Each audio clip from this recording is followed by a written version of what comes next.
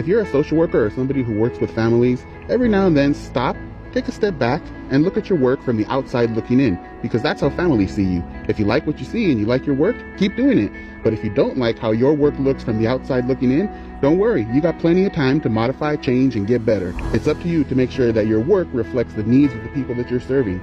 You, scrolling through social work TikTok, do you know what time it is? It's National Social Work Month. Here's how we don't want to celebrate. We don't want a pizza party. We don't want an ice cream social. We don't want a coupon book for a free hug. Let's talk about the 5 things that social workers actually want to make their jobs better. We want autonomy. We're professionals. We know what we need to do. We know when to get it done by, and we know how to do it well. Trust us and believe in us as professionals. We want flexibility. Social workers are always running around doing something case-related. We need the flexibility to be able to handle our personal lives and still get our work done. We want recognition. Oh, you're such a great worker. You're so efficient. Here's some more cases. Keep up the good work. That's not how you recognize us. Really compensate us when we do what's expected of us. We do it on time and we do it well. We want support. When social workers are supported, the quality of the work that we do goes up and the satisfaction of the people that we serve also increases. We want respect. We are professionals. We've worked hard to get into these positions and we are very committed to the work that we do. And because we are committed workers who are doing the best we can, we deserve respect. So happy National Social Worker Month. Make sure to follow me for more social work content and I will see you in the next one. What? What's wrong with you? You can't talk to people like that. That's somebody's grandmama, fool. Man, I can talk to people any fucking way I want to talk to them. And I'm the law around here. And I'm going to write your ass up for insubordination. So let me do my job and you do yours. So a lot of people are interested in becoming a social worker, but they're not quite sure if they know what it takes to be a social worker. So I'm going to share with you a few of the essential skills that any social worker needs. So skill number 1 is you have to have empathy. Now, empathy is the ability to put yourself in someone else's shoes and really kind of feel what that person is going through. Another skill you need is the ability to think critically. There are a million policies and rules, regulations, processes, laws that you all have to follow. You still need to use your own critical thinking because even with all those rules and regulations, there are a million gray areas that don't quite fit those rules and regulations, and so you'll need to use your own critical thinking. And finally, a crucial skill in social work is the ability to organize. Although this is probably important in a lot of different fields, it is critical in social work because there's so many different things that are going on. You have to have the ability to not only organize, but prioritize your work. So that's all I have time for in this video, but if you're interested in seeing more of the essential skills that any social worker needs, just check out the link that I'll put here somewhere, and that'll provide you with more information about just what it takes to be a social worker.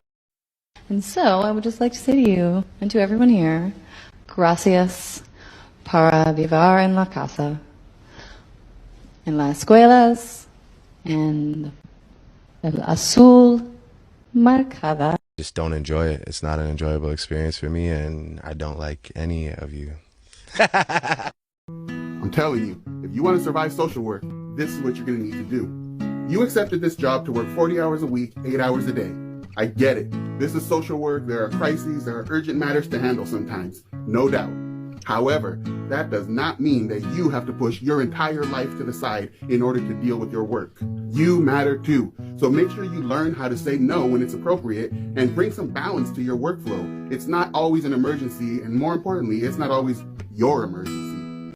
We need to stop saying self-care and being intentional about self-care. Specifically to your point, like you found the thing that at least in part is your self-care, and you're intentional about nourishing that and building your support around that thing. And I think whether your self-care is crocheting or playing sports or whatever, like intentionally, I think build that into your schedule, like put boundaries around it. So if you have if your thing is whatever, gardening, and you have a gardening class, and then your supervisor says, I need you to do X, Y, Z, you have to say, no, I need to go do my gardening class. And it's hard to do. I know social work is it's a hard thing to say no in urgent situations. And sometimes you just can't, but I think being intentional and setting aside intentionally time to take care of yourself you won't make it. I don't think if you'll do that, you'll burn out or you'll be, ineffective. And so, if I can just be transparent in that moment, in this moment, is that,